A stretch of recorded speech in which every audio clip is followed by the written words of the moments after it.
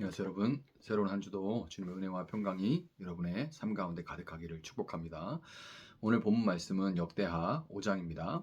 이렇게 해서 솔로몬은 주님의 성전을 짓는 모든 일을 완성하였다. 솔로몬은 그의 아버지 다윗이 거룩하게 구별해서 바친 성물 곧 은과 금과 모든 기구를 가져다가 하나님의 성전 창고에 넣었다.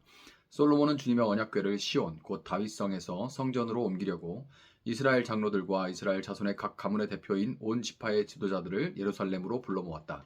이스라엘의 모든 남자가 일곱째 달 절기에 왕 앞에 모였다. 이스라엘의 모든 장로가 모이니 레위 사람들이 궤를 메어 옮겼다. 궤와 회막과 장막 안에 있는 거룩한 기구를 모두 옮겨왔는데 제사장들과 레위 사람들이 그것을 날랐다. 솔로몬 왕과 왕 앞에 모인 온 이스라엘 회중이 궤 앞에서 양과 소를 셀 수도 없고 기록할 수도 없을 만큼 많이 잡아서 제물로 바쳤다. 제사장들은 주님의 언약궤를 제자리 곧 성전 내실 지성소 안 그룹들의 날개 아래에 가져다가 놓았다. 그룹들은 궤가 놓인 자리 위에 날개를 펼쳐서 궤와 채의 위를 덮었다. 궤에서 삐죽 나온 두 개의 채는 길어서 그 끝이 지성소의 정면에 있는 성소에서도 보였다. 그러나 성소 밖에서는 보이지 않았다. 그 채는 오늘날까지 그곳에 그대로 놓여 있다. 궤 속에는 호렙에서 모세가 넣어둔 두 판 말고는 아무것도 없었다. 이 두 판은 이스라엘 자손이 이집트에서 나온 다음에 주님께서 호렙에서 그들과 언약을 세우실 때에 모세가 거기에 넣은 것이다.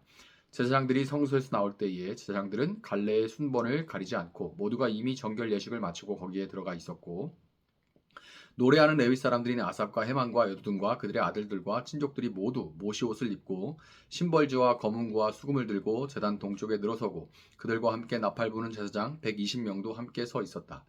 나팔 부는 사람들과 노래하는 사람들이 일제히 한 목소리로 주님께 찬양과 감사를 드렸다. 나팔과 심벌지와 그 밖의 악기가 한데 어우러지고 주님은 선하시다 그 인자하심이 영원하다 하고 소리를 높여 주님을 찬양할 때에 그 집 곧 주님의 성전에는 구름이 가득 찼다. 주님의 영광이 하나님의 성전을 가득 채워서 구름이 자욱하였으므로 제사장들은 서서 이를 볼 수가 없었다. 아멘. 자, 솔로몬이 마침내 하나님의 성전을 짓는 모든 일들을 완성을 했습니다. 솔로몬이 왕으로 즉위한 뒤에 넷째 해, 둘째 달, 둘째 날에 공사가 시작되어서 즉위 11째 해, 여덟째 달에 완공되었으니까 성전에 대략 7년 반이 걸렸던 그런 큰 공사였습니다. 드문 경험이기는 하지만 건축을 해본 경험이 있는 사람이라면 뭐 섬기는 교회에 건축을 하는 그런 교회들도 있죠. 뭐 본인의 건축도 있겠고요. 그런 사람이라면 그 건물이 아무리 하나님을 위한 그런 건물이라고 할지라도 사실 건축한다는 것, 건물을 올린다는 게 여간 신경이 많이 쓰이고 고생스러운 일이라는 것을 알 것입니다. 사실 어떤 이사 가면서 인테리어 리모델링만 해도 신경이 많이 쓰이죠.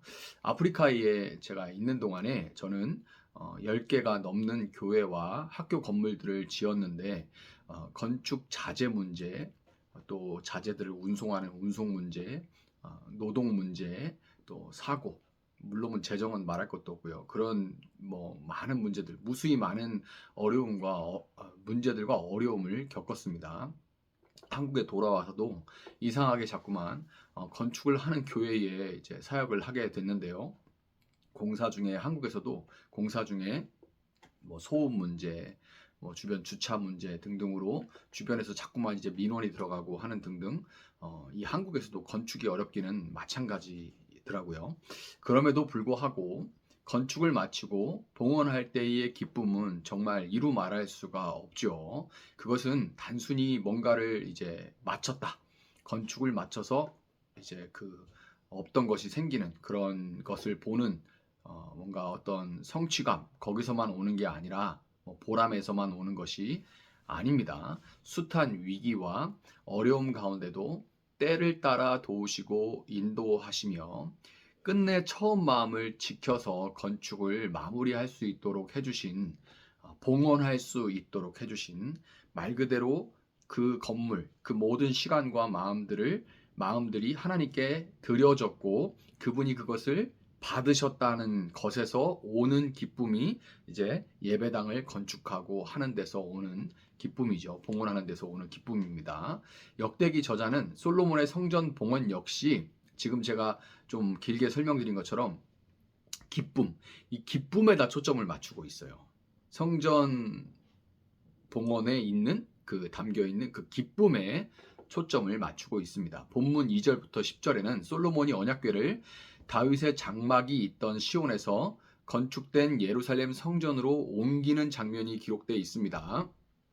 시온성이라는 것은 더 자세히 말하면 다윗의 장막이 있던 예루살렘 앞에 그 산을 얘기하는 거고요. 거기서 이제 지어진 예루살렘 성전으로 이제 언약궤가 옮겨지는데, 이 장면은 의도적으로 역대 기자가 다윗이 언약궤를 옮기던 장면과 오버랩되도록, 딱 그 부분을 읽으면 다윗이 언약궤를 옮기는 장면이 떠오르도록 그렇게 기록이 일부러 되어 있어요.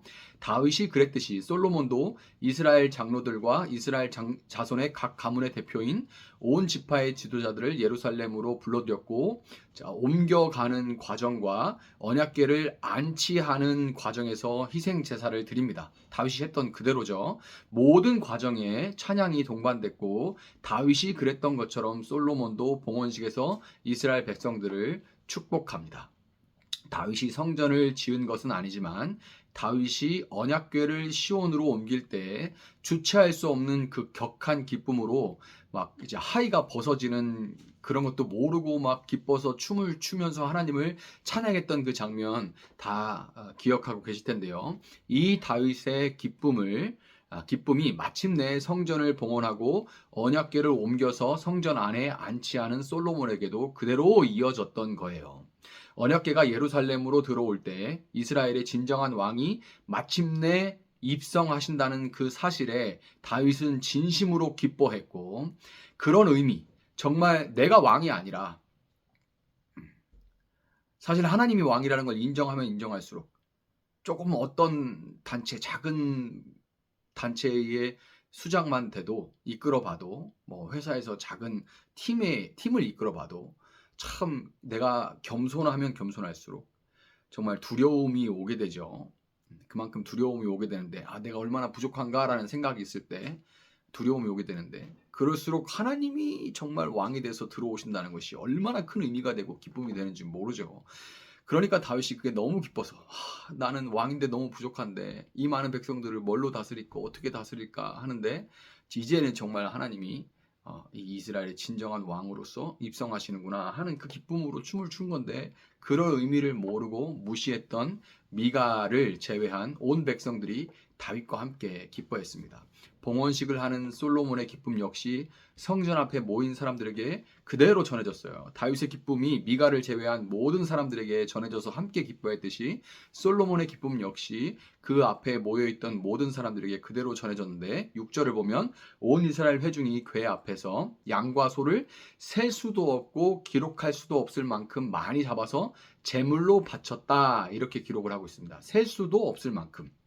이 말은 온 이스라엘이 누렸던 그 기쁨이 그들이 당연히 가지고 있었을 마음, 그때나 지금이나 사람이라면 당연히 가지고 있었을 마음 속에 그 기준이 있죠. 뭐냐면, 내가 뭐 성도니까, 집사니까, 장로니까, 권사니까, 뭐 목사니까 이 정도 드리면 되겠구나, 이 정도면 성의 표시는 되겠구나, 건축을 했으니까 봉헌을 했으니까 이 정도는 드려야지, 그래야 내가 뭐 성의 표시는 되지, 요 정도만, 이 정도면 내가 체면 치료는 하겠지 하는 그런 속셈, 누구나 인간이라면 있을 수 있는 거죠. 그런 속셈을 다 뛰어넘어 버릴 만큼 지극한 기쁨이었다는 걸 표현하는 그 단어가 셀 수 없다는 거예요. 꼭 진짜 뭐 따지도 않고 냈다는 게 아니라 그런 것들을 다 뛰어넘을 만큼 그 기쁨이 컸다라는 것을 표현하고 있는 겁니다. 그런데 여러분, 솔로몬과 이스라엘 회중은 자신들이 드린 것을 셈하지 않았겠지만 그것을 정확하게 셈하고 계신 분이 있죠. 바로 그것을 받으시는 하나님입니다. 민수기 7장에는 모세가 광야에서 장막을 세우기를 마쳤을 때 이스라엘 각 지파의 족장들이 예물을 드리는 장면, 그 성막 앞에 와서 예물을 하나님께 드리는 장면이 나오는데, 이 7장 보면 민수기가 지쳐 읽다가 이제 창세기, 출애굽기, 레위기에서 한번 위기를 겪고, 민수기, 신명기, 레위기 넘어서 민수기에 와도 또 이제 성경 읽다가 지치는 부분이 뭐냐면, 이 민수기 7장에 보면 12절부터 83절까지 12족장이 드린 똑같은 헌물을 은발이 하나 뭐 이렇게 해가지고 계속 뭐 드렸고 하는 얘기를 복사 붙이기 한 것 같은 12지파의 족장들의 이름만 다르지 다 똑같은 내용을 그대로 반복해서 기록하고 있습니다. 하나님은 그들이 기쁨으로 드린 예물을 받으시고 지극히 기뻐하시면서 그 장면, 그들이 그것을 기쁨으로 가져와서 드리는 그 장면을 영원히 그분의 마음에 새기셨던 거예요. 그래서 그 하나님의 마음, 그것을 새기는 그 장면이, 마음이 그 반복, 우리가 보기에는 반복으로 보이는 그 장면에 그대로 묻어 있는 겁니다.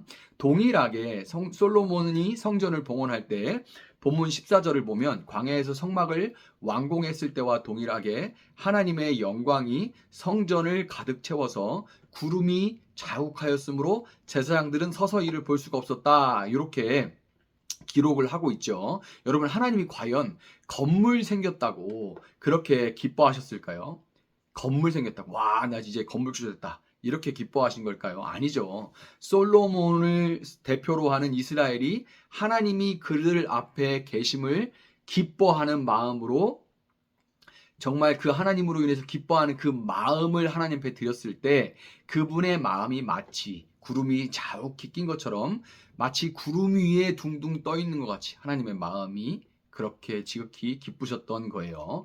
광야의 성막과 솔로몬의 성전 봉헌에서 나타난 그 구름이 신약에 와서 변화산에 오르신 예수님과 제자들 앞에 동일하게 나타납니다. 하나님을 지극히 기뻐하신 예수님을 만난 하나님이 그 변화산 상에 임재하셔서 하나님을 기뻐하는 예수님으로 인하여서 그 예수님의 기쁨 마음, 기쁨으로 드리는 그 마음을 받으심으로 인해서 하나님 역시 지극히 기뻐할 때 구름으로 임재를 하신 거죠. 그것은 곧 예수님을 하나님은 기쁨으로 받으셨던 겁니다. 여러분, 우리는 이제 솔로몬의 성전과 비교할 수 없는 온전한 성전이 되신 예수님을 마음에 모시고 있는 움직이는 성전들입니다. 하나님이 성전된 우리에게 기대하시는 것은 외관이 아니라 우리 마음에 그분으로 인한, 그분을 향한 기쁨입니다. 기쁠 일이 있어야 그런데 기뻐하죠. 이것이 우리의 일상적이고 현실적인 고백입니다. 아유, 뭐 목사님 뭐 기뻐하라는데, 와, 뭐 웃음 치료사가 될 것도 아니고 기뻐할 일이 있어 기뻐하죠. 뭐 세상에 웃을 일이 뭐 얼마나 있습니까?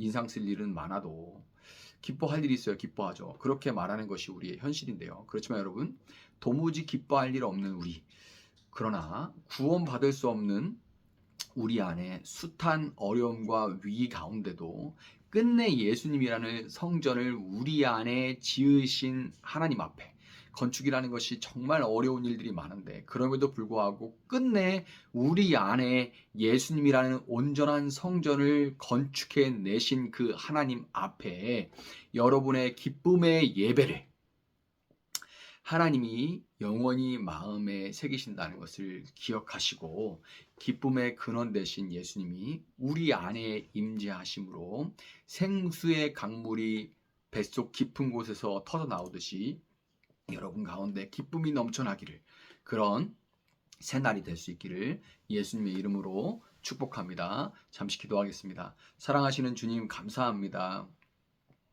빌립보서를 보면 사도 바울이 기뻐하라, 내가 다시 이르노니 너희는 기뻐하라, 이렇게 16번이나 무려 권고하는 것을 우리가 봅니다. 빌립보서를 기록할 때 사도 바울은 로마에서 감옥에 갇혀 있었다는 것을 우리가 알고 있습니다. 어떻게 그런 기쁨이 될 수가 있는지, 만약 사도 바울이 이 세상의 삶이 다라고 생각했다면 절대로 그럴 수 없을 줄 압니다. 주님, 정말 문명이 발달하고 경제가 발달하고 성장함으로써 여러 가지 유익이 있지만, 그러나 하나님, 정말 SNS나 인터넷이 발달할수록 이전에 보지 못했던 것들, 이전에 보지 못했던 사람들의 소식, 들을 수 있는 장점이 있지만, 그러나 사람의 악함으로 인해서 허영심과 자랑하고자 하는 욕망으로 SNS는 넘쳐나고, 그것들을 볼 때 나는 지금 잘 살고 있는가? 나는 헛살고 있지 않나? 그런 생각이 참 들 때가 많이 있는 것이 사실입니다. 나만 뒤처지고 있는 것은 아닌가 하는 생각이 들 때도 있습니다. 주님, 그러나 역사를 보면 인간이 이렇게 삼시세끼를 먹는 것을 걱정하지 않고 여가를 즐긴 것이 채 100년도 되지 않은 역사라는 것을 우리가 알고 있습니다. 주님, 우리가 미디어에 이 속임에 속지 않게 하시고 주님, 기쁠 일이 있어야 기뻐하죠 라는 고백이 아니라 정말 진실한 기쁨, 기쁨의 이유되는 이 세상이 끝이 아니라 영원한 세상에 우리가 속해 있음, 그리고 우리 안에 예수께서 오셔서 영원한 성전 되어주시기 위해서 하나님께서 우리 삶 가운데, 아니 우리가 이 땅 가운데 오기 전에 태초에 하나님이 우리를 지으시기 이전에 그의 눈이 우리를 보셨음으로 인하여서, 그 놀라운 사실로 인하여서, 그것을 성령께서 우리 마음 가운데 일깨워 주심으로 인하여서 우리가 진정으로 기뻐할 수 있도록 주님 도와주시길 원합니다. 그 뱃속에서 생수의 강물처럼 오늘 말씀을 듣고 기도하는 모든 심령들 안에서 기쁨이 샘솟듯이 솟아날 수 있도록 주님 도와주시고, 그리하여서 하나님 기쁨으로 슬플 일 많은 이 세상을 이겨낼 수 있도록 주님, 오늘 이 말씀을 듣고 기도하는 모든 성도들과 그들의 가정과 사업장 가운데 함께하여 주시기를 원합니다. 그렇게 행하실 주님을 찬양하며 감사하며 예수님의 이름으로 기도합니다. 아멘. 오늘 주신 말씀 붙들고 계속해서 기도합니다.